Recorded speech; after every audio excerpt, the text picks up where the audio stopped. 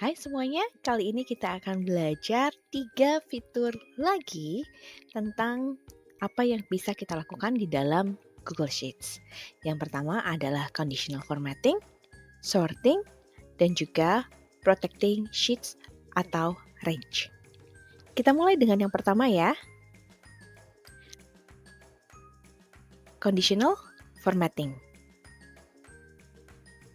Conditional formatting biasanya digunakan untuk memberikan suatu format khusus pada sel-sel dengan range tertentu yang memang memiliki suatu kondisi ataupun aturan yang mau kita tentukan.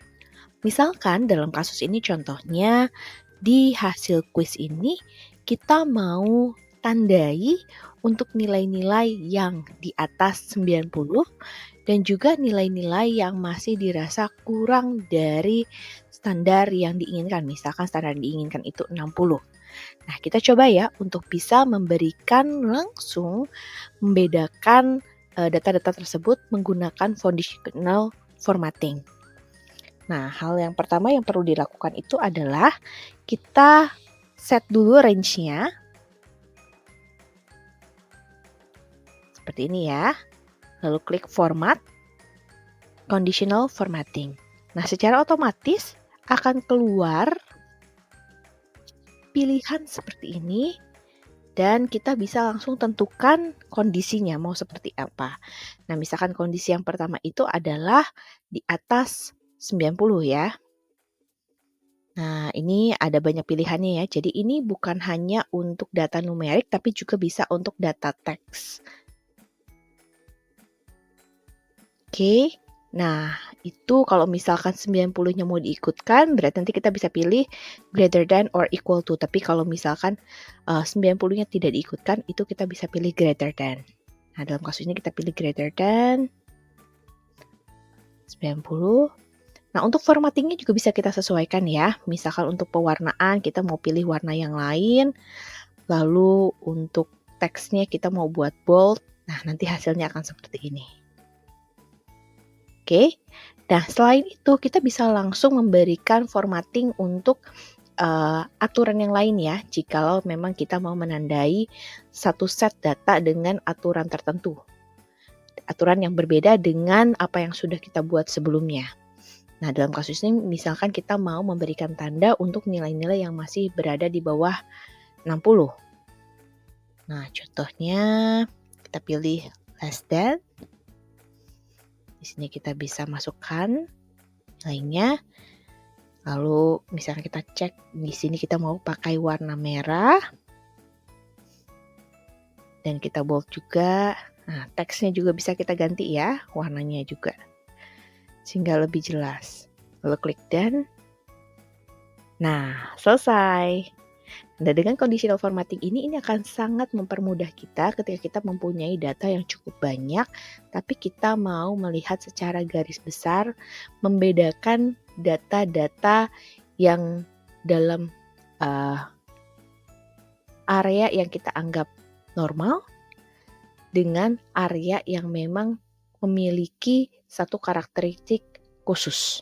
Ya, seperti dalam hal ini, karakteristik khususnya adalah di bawah standar yang diinginkan dan juga memiliki nilai yang di batas atas. Selanjutnya, sorting.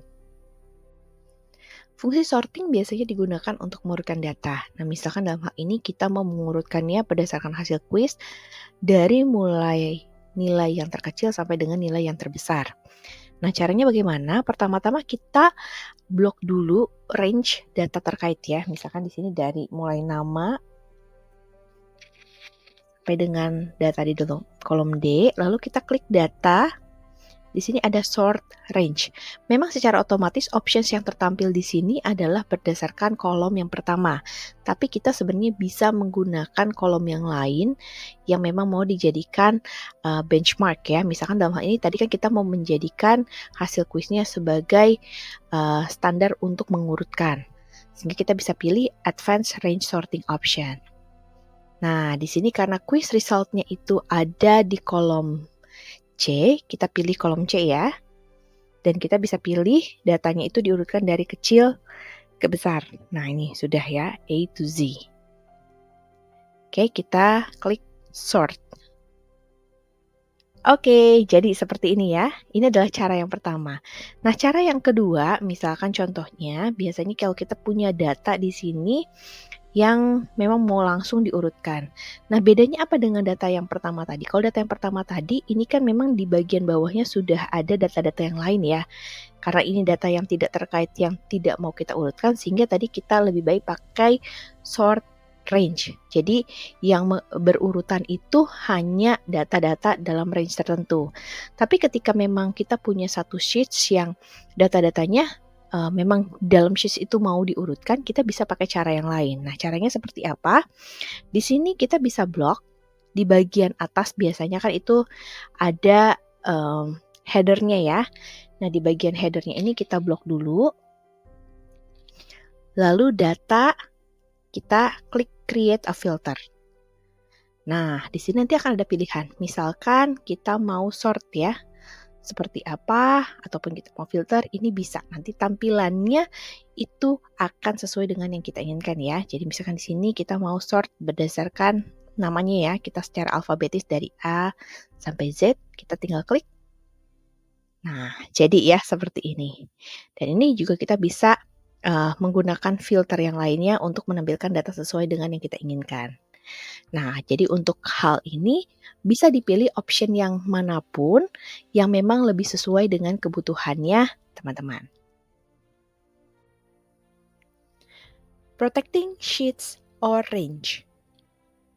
Fitur protected sheets atau range itu biasanya digunakan untuk kita bisa membatasi akses data untuk orang-orang tertentu, terutama untuk akses editingnya. Sehingga data-data yang penting itu tidak diubah-ubah untuk bisa menjaga validitas datanya. Nah, misalkan dalam hal ini kita mau orang tidak mengubah data mengenai kelalaian dan juga tentang data penugasan ya. Nah, kita bisa pilih data-data tersebut, kita pilih dulu misalkan dalam hal ini range-nya dulu ya.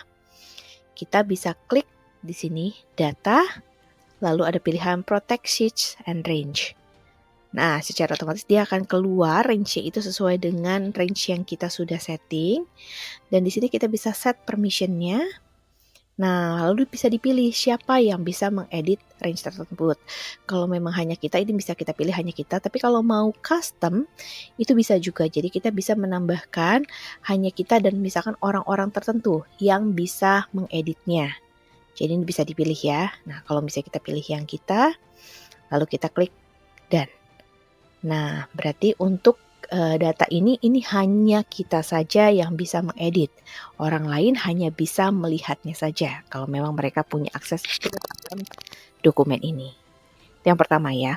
Lalu yang kedua, kalau misalkan kita mau protect satu sheets-nya. Jadi sheets yang bagian ini tidak boleh diubah-ubah oleh siapapun.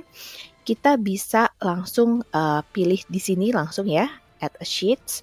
Atau kita bisa pilih juga dengan sangat mudah di bagian ini ya. Kita klik sheets-nya, lalu akan ada pilihan protect the sheets. Nah, ini akan ada langsung ya pilihan sheets-nya, lalu kita bisa set permission seperti tadi ya. Klik done. Dan selesai. Berarti di dalam hal ini sheets yang pertama ini tidak bisa diedit orang lain kecuali kita. Nah, dan langsung kelihatan juga ya untuk bagian sheets yang memang diprotect itu akan langsung muncul tanda gembok seperti ini. Oke, semoga bisa membantu teman-teman ya di dalam menjaga data-data yang penting sehingga tidak gampang diubah-ubah oleh orang lain. Oke, itu adalah 3 hal lainnya yang kita bisa lakukan di dalam Google Sheets. Terima kasih, selamat mencoba!